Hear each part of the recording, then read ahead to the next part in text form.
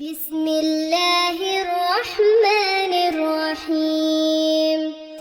تبارك الذي بيده الملك وهو على كل شيء قدير، الذي خلق الموت والحياة ليبلوكم أيكم أحسن عملا، وهو العزيز الغفور، الذي خلق 7 سماوات طباقا، ما ترى في خلق الرحمن من تفاوت، فارجع البصر هل ترى من فطور، ثم ارجع البصر كرتين ينقلب إليك البصر خاسئا وهو حسير، ولقد زينا السماء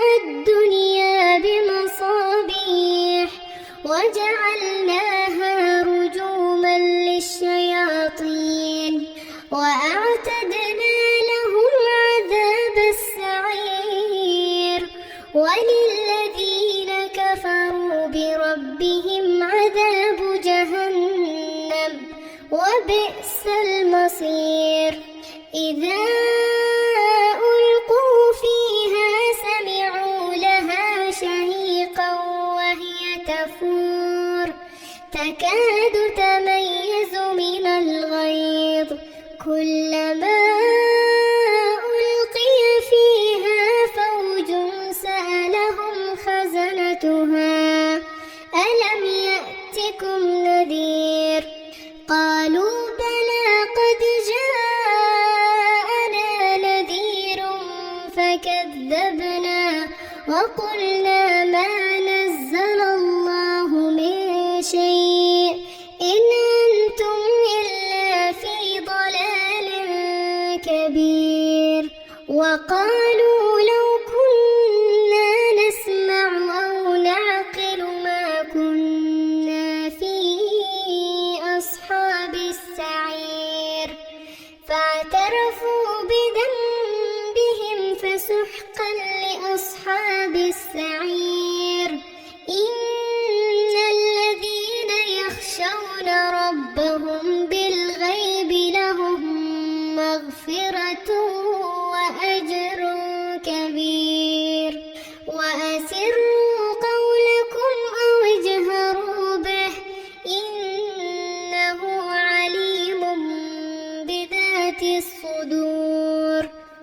ألا يعلم من خلق وهو اللطيف الخبير، هو الذي جعل لكم الأرض ذلولا فامشوا في مناكبها وكلوا من رزقه وإليه النشور.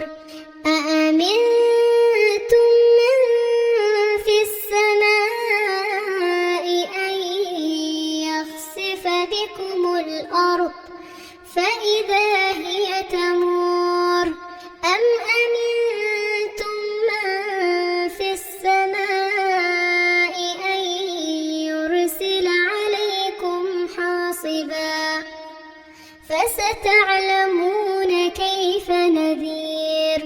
ولقد كذب الذين من قبلهم فكيف كان نكير، أولم يروا إلى الطير فوقهم صافات ويقبضن ما يمسكهن إلا الرحمن إنه بكل شيء بصير. أمن هذا الذي هو جند لكم ينصركم من دون الرحمن إن الكافرون إلا في